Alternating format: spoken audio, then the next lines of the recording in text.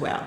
But so I'm sorry, I got a little bit off track because it's very difficult to get away from being a healthcare provider, because that's really been my whole life up to this point.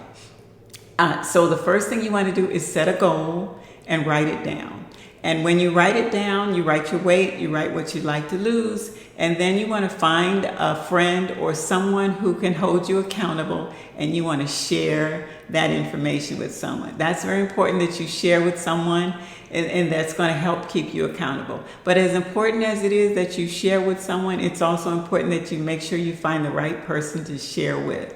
We all know that everybody is not in your corner. Everybody is not going to wish you well. Somebody is going to try to sabotage you. So make sure you find the right person to share this with, and that's going to help hold you accountable. So that's the first thing. Second thing that I want you to do is have a clock. And what I'm talking about is a on and off clock. That means you're going to eat by the clock.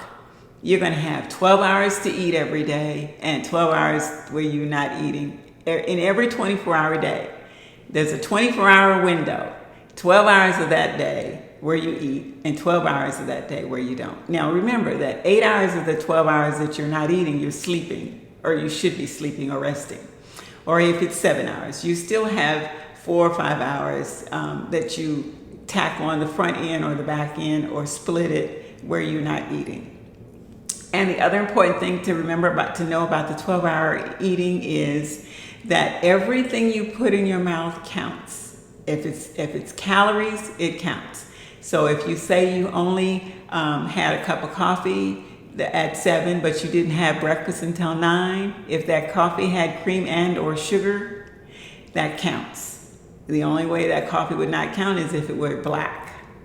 So you count your clock from the time you take the first thing that has calories. The first consumption of calories is where your clock starts. And then you have 12 hours to eat everything that you're going to eat for that day.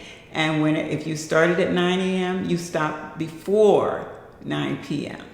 9 p.m., 9:01 is too late. 8:59 is good.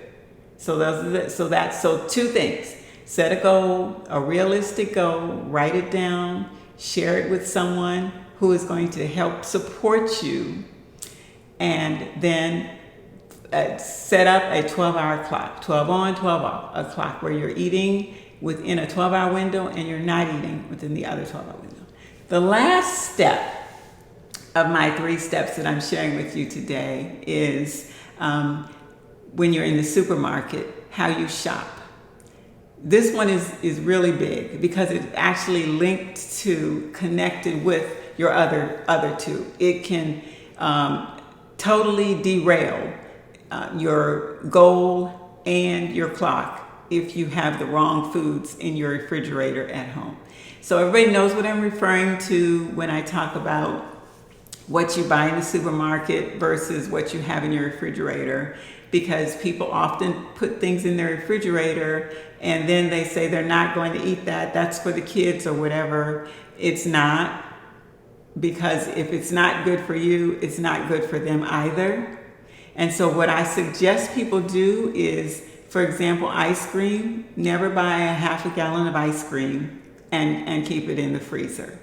Because what happens is you'll get up in the middle of the night. You won't get up in the middle of the night. Rarely will someone get up in the middle of the night and go to the store and buy ice cream. But people do get up in the middle of the night and walk to the refrigerator, and if there's ice cream there, and they're going to eat some of it.